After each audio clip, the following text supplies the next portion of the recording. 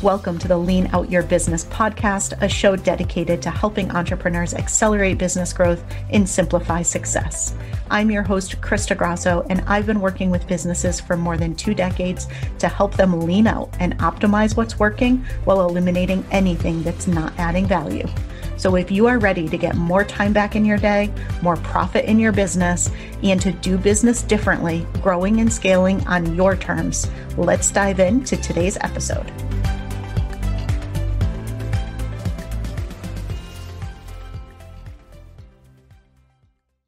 And welcome to the very first podcast episode for the Lean Out Your Business show. I'm really excited today to dive in and share with you some of the patterns and opportunities that I see for success in the new year. It's still pretty early in the year, so I wanted to take the time, walk you through what I'm seeing from the businesses that I'm working with and, just what I'm observing going on in the industry and share with you ways that you can simplify to scale. Now, this is going to be a 2-part series. And the next part, I'm going to walk you through an important theme that I'm seeing for the year that builds off of what we talk about today, as well as sharing some examples with you.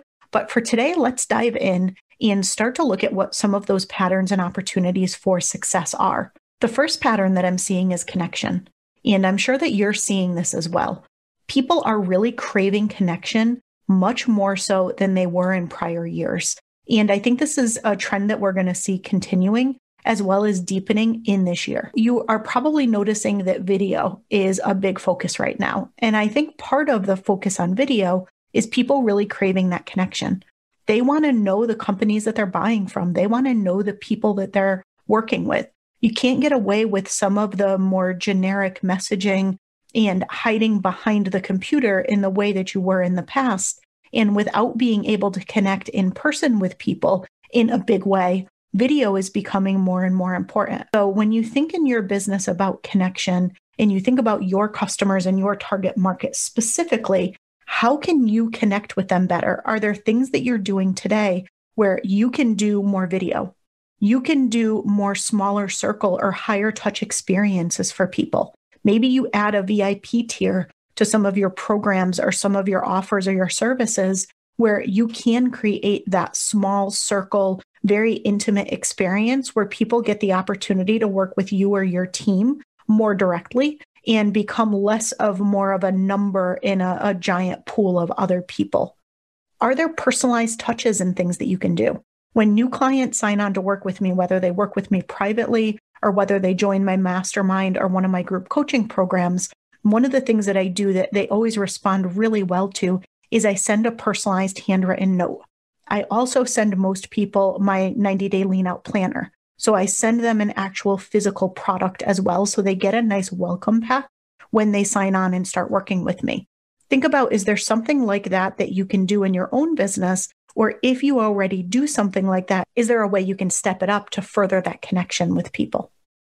Now, another piece of connection as you start to think about this year and how you do your launches and what offers and what things you're putting out there, especially if things that you used to do in person are now virtual, like my retreats used to be in person. I've now had to reimagine those and translate those into virtual experiences. And so if you have something like that that's similar, something that you really want to be thinking about when it comes to connection is how can you create experiences for people and give them stories worth telling? You want them to walk away from an experience or something that they do with your brand and want to tell everybody about it. You want them to feel really excited about it. You want them to feel like they got a lot of value out of it. You want it to truly be an experience. And so maybe in the past, you would have just at a launch sent a bunch of emails and done some social media posts. Maybe now you want to do something live with people. Maybe you want to pull them into some sort of live training or some sort of live challenge where you're actually interacting with them and building that connection in a way that you might have done more evergreen in the past. You might have things pretty well dialed in your business, but it's a good idea to really think about connection and think about how you may be able to mix things up and bring more of that connection in this new year, because I think that is really going to be a very big differentiator. And speaking of differentiation, that takes me to number 2. The second pattern that I'm seeing is differentiation. And I think when you think about your business in differentiation, right, the days of kind of vanilla messaging or that shiny exterior that lacks a lot of substance, that's kind of over, right? People are much more savvy now. They're online much more. There's a lot of new people trying to get their message out as new people are starting businesses and just taking up a lot of the online space. And so you really need to have and share a very strong point of view. What does your business personally stand for and believe? What do you stand for and believe that's different from what others may be doing? One of my big things is I think hustling is BS. I do not think that you need to hustle to grow your business. I actually think hustling long term will put you out of business. That is part of my strong point of view. I try to help people simplify how they grow and scale their business and how to lean out, right? What is your version of that? What is your strong point of view? And how can you share more of that? And I think that this is not a year, like I said, to be vanilla or to sink into the background. This is a year to be bold and to really stand out and to share that message, even if it's polarizing, even if you're alienating some people, the people who really get and agree with your message, those are the ones that you want anyway. Those are the ones who are going to be more customers for life and who are going to grow and scale with you and help you take your business to the next level. So I think you need much more of that. And while I think this has always been true and will always continue to be true, I think that in this year in particular, with the surge of new people going online and there being so much more noise to compete with, in particular, I think it becomes more important. Now, something to go along with this that I want you thinking about is how can you develop your own assets in your business, your own protected intellectual property?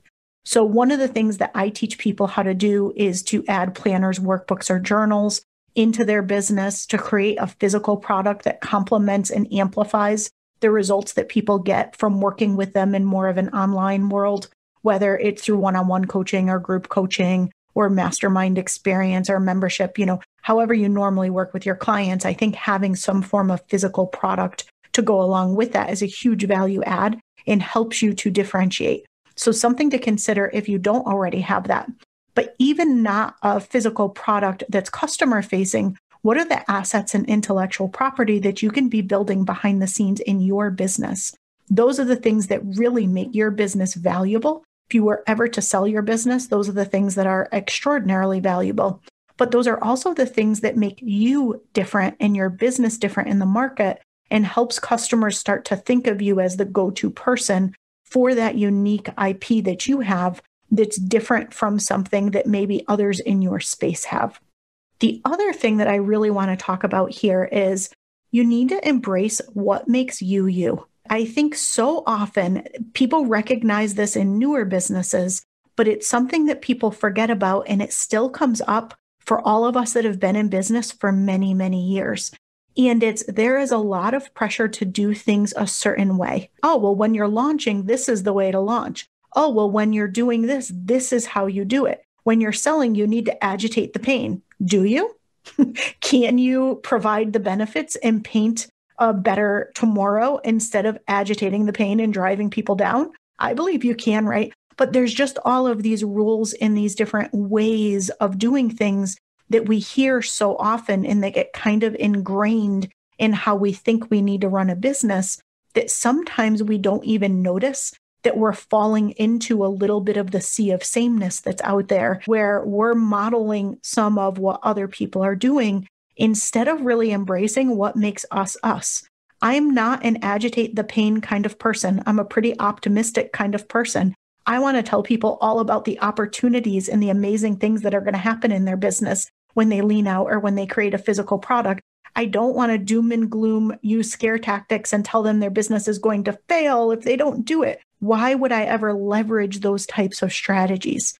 And I think you want to embrace what makes you you and do business your way. And that will help differentiate you. And that will also help your clients, again, build that deeper connection to you and to ultimately become those customers for life and very loyal. Now, another piece of this is making sure that you really look at opportunities in your market to do and go where others won't or can't.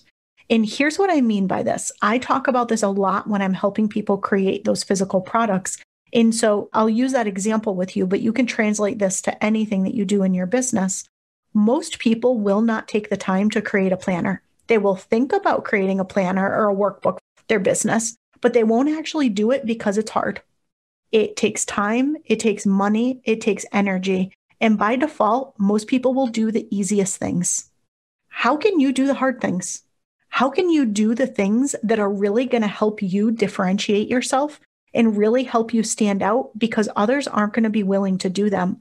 But if you do the hard thing and you actually go in and try to invest in that thing, and when I say invest, I mean both time, money, and energy. You invest in those things that you really think are going to give you more of that competitive advantage, those things that you think are really going to be super valuable for your clients and help them get results in a way that your competitors aren't going to be able to because they aren't willing to do the hard stuff. Think about what that means for you and your business. For a lot of my clients, it's taking their signature offer and adding some sort of physical product like a planner or a workbook to it. For you, it may be something completely different, but think about your customer, think about your market, and think about what you can do. What's that thing that you know everybody in your market wants to do or you think would be super valuable for your clients, but most will never take the time to do?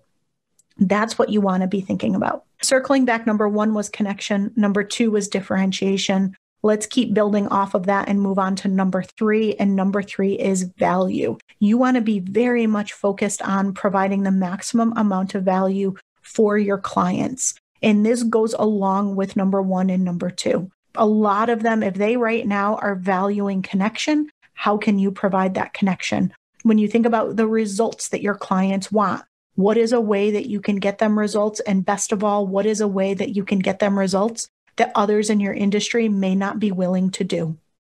Another piece of value is what I consider upskilling. So this is self-development for you as the business leader and also development for your team. So how can you upskill yourself and your team so that you're able to continuously provide more and more value to your clients? Now, number four is what I call leaning out. And I think smart businesses in 2021 are going to lean out. Now, they may not use that language, right? Not everyone knows what leaning out means, but I think your really smart business owners, and I'm guessing you're probably one of them, are very much going to be focused on leaning out in this new year because there's far less tolerance for waste, right? When you think about what leaning out is, it's doubling down on the things that add the most value to your clients and the most profit to your business and eliminating everything else. All that everything else, that's waste. And people really don't have tolerance for waste anymore. I don't think they ever should have, but people are much more careful in their business now with the volatility and the unpredictability of what's going on in the market and in certain industries. People are paying much more attention to what they're actually putting their time, money, and energy into, as I think they always should. But there really is just no tolerance for waste, for things that aren't actually helping your customers or aren't helping your business and adding profitability. They've got to go. And so when you think about leaning out, you're going to want to go all in this year with the fewest number of things possible. What are the things that are going to make the biggest impact on your customers, drive the most profit for your business, and really position you for that next level of business growth? Those are the things that you're going to want to go all in on. Get rid of all the rest of the noise. Don't waste your time trying to do 400 different little things. Pick the few things that are really working well and have the most opportunity and double down and go all in on those. You always want to keep things super simple. I'm a big fan of simplicity in order to scale. So when you look at your business, look at where you can simplify, which is another means of leaning out, right? Where can you eliminate complexity? And this is both back of the house. So the things that you and your team do, your processes, your systems, the way that you approach running your business, you want to eliminate any complexity there and simplify. But it's also front of the house, and think about your customer experience. How can you simplify their experience? How can you make it much more clear what you do and who you serve and eliminate any confusion for them? The final piece of leaning out is metrics. You do need that real analytical data to know what to focus on and what's working and what isn't. All things in business are part art, part science. make sure that you've got the balance. You've got your intuition and your knowledge and your insight as a business leader to kind of go with some of the gut feel and some of just the observations that you're seeing, but that you're backing that up and rooting that in actual data and metrics so you can see with your eyes what's actually working and what's not. And that takes us to number 5, which is my final pattern and opportunity for success in 2021, and that's customer centricity.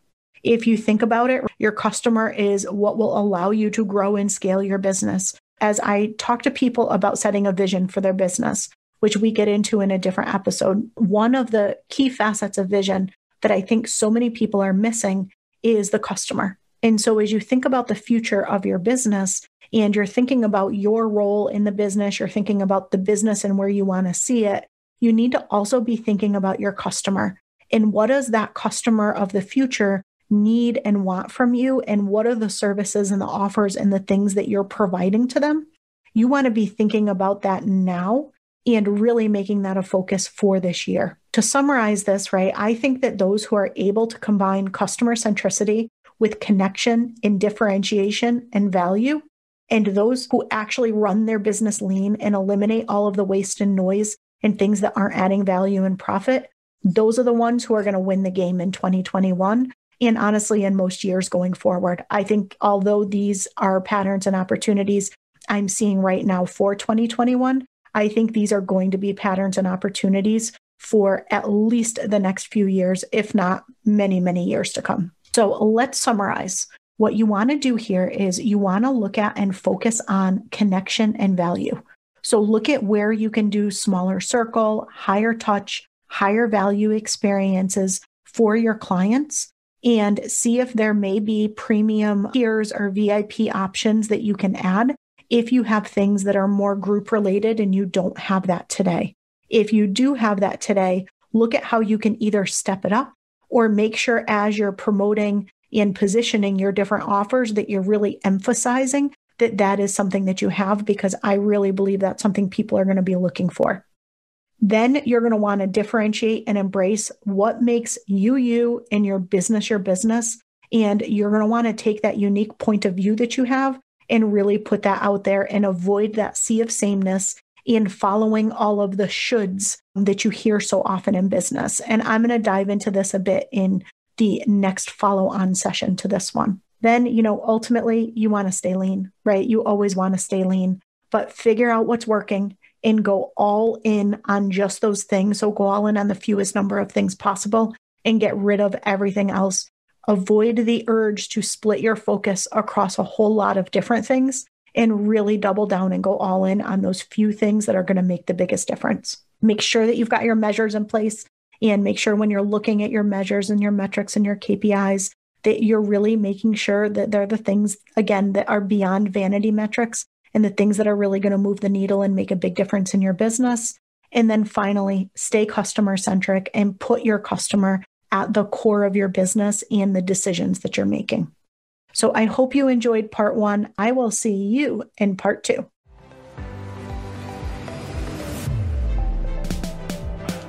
Thank you for joining me for another episode of the Lean Out Your Business podcast. I hope you got a lot of value and actionable insights from today's show, and would love if you take a moment to leave us a review. If you have any questions on today's episode or on how to lean out your business, join us over in our private Facebook community, where every week we do live training and Q&A, and I'd love to have you be part of the conversation. Head to leanoutmethod.com/group to join us. And before you go, be sure to subscribe to the show so you're the first to know when we release a new episode. We'll see you next week.